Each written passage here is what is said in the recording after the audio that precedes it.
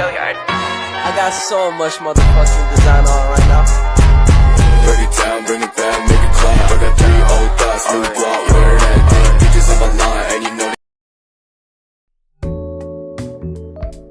Halo Sobat Biologi, pada video kali ini kami dari kelompok 3 akan membahas tentang sistem pernapasan pada manusia.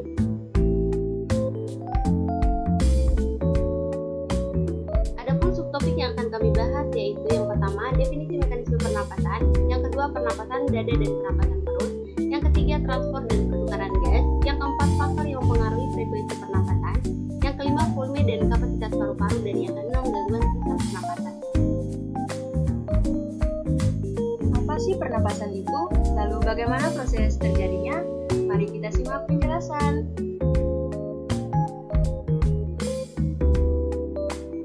Yang pertama ada definisi mekanisme pernapasan. Nah, proses pernapasan merupakan proses yang kompleks dan bergantung pada perubahan pembuluh dada dan perubahan tekanan. Dalam satu kali pernapasan terjadi satu kali mekanisme menghirup udara atau inspirasi dan satu kali mengeluarkan udara atau ekspirasi. Kita telah mengetahui definisi dari pernapasan. Oleh karena itu, apa saja alat pernapasan pada manusia?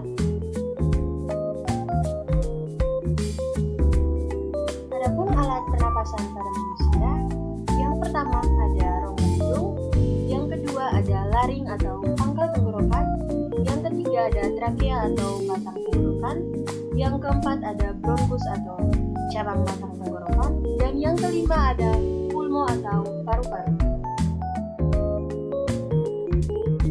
Setelah mengetahui alat-alat pernapasan pada manusia, nah terdapat 2 jenis pernapasan pada manusia. Pernapasan apa sajakah itu? 2 pernapasan pada manusia, yaitu yang pertama pernapasan dada dan pernapasan perut. Yang pertama ada pernapasan dada, terbagi menjadi 2, yaitu inspirasi dan ekspirasi. Inspirasi atau pada saat manusia menghirup O2 atau oksigen, di mana otot antar tulang rusuk akan berkontraksi, tulang rusuk terangkat, rongga dada membesar, tekanan udara dalam paru-paru rendah sehingga udara dari luar dapat masuk ke dalam paru-paru.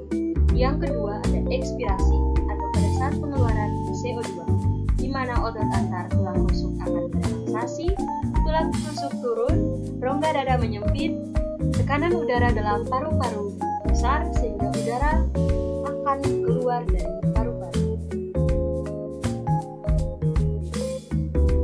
Yang kedua yaitu pernapasan perut. Sama halnya dengan pernapasan dada, dibagi menjadi 2, yaitu inspirasi dan ekspirasi. Inspirasi di mana otot diafragma mendatar, volume rongga dada membesar, paru-paru mengembang, tekanan udara dalam paru-paru mengecil sehingga udara dari luar dapat masuk ke dalam paru-paru. Yang kedua yaitu ekspirasi, di mana otot diafragma akan melengkung, volume rongga dada mengecil, tekanan udara dalam paru-paru membesar sehingga udara keluar dari paru-paru.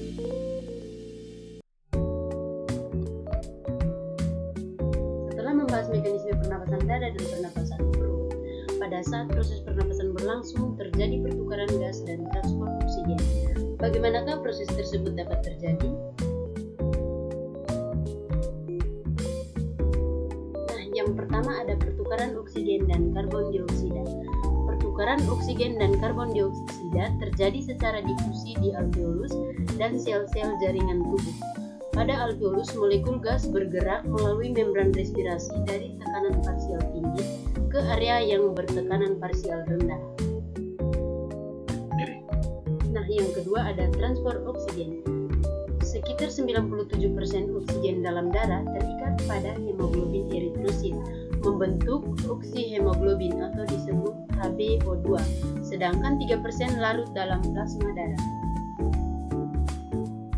Nah, selanjutnya adapun faktor yang mempengaruhi frekuensi pernapasan. Yang pertama ada jenis kelamin, yang kedua umur, yang ketiga suhu tubuh, yang keempat posisi dan aktivitas tubuh, yang kelima emosi, rasa sakit dan ketakutan, yang keenam status kesehatan, dan yang ketujuh ketinggian tempat.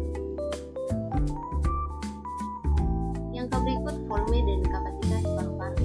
Yang pertama ada volume hidar, adalah volume udara yang masuk atau keluar paru-paru selama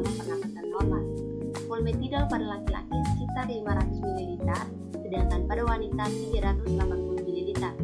Yang kedua ada volume cadangan inspirasi, adalah volume ekstra yang masuk ke paru-paru dengan maksimum. Pada laki-laki dewasa sekitar 3100 ml, sedangkan wanita 1900 ml. Yang ketiga ada volume cadangan ekspirasi, adalah volume udara ekstra yang dikeluarkan dengan kuat pada akhir ekspirasi sidan. Pada laki-laki dewasa 1200 ml, sedangkan pada wanita dewasa 800 ml. Yang keempat ada volume residu, adalah volume udara sisa dalam paru-paru setelah melakukan ekspirasi kuat. Volume residu pada laki-laki dewasa sekitar 1200 ml dan pada wanita sekitar 1000 ml. Yang berikut jenis-jenis kapasitas paru-paru. Yang pertama ada kapasitas residu fungsional, di mana volume residu ditambah volume cadangan ekspirasi dengan besarnya kira-kira 2300 ml. Yang kedua ada kapasitas inspirasi, di mana volume tidal ditambah volume cadangan inspirasi dan besarnya kira-kira 3500 ml. Yang ketiga ada kapasitas vital, di mana volume tidal ditambah volume cadangan inspirasi ditambah volume cadangan ekspirasi. Nah, pada laki-laki dewasa sekitar 4800 ml dan pada wanita dewasa 3100 ml. Yang keempat ada kapasitas total paru-paru, di mana kapasitas vital ditambah volume residu dan besarnya kira-kira 5800 ml. Dan yang terakhir ada volume respirasi per menit, adalah volume tidal yang tidak dikalikan dengan jumlah pernapasan per menit.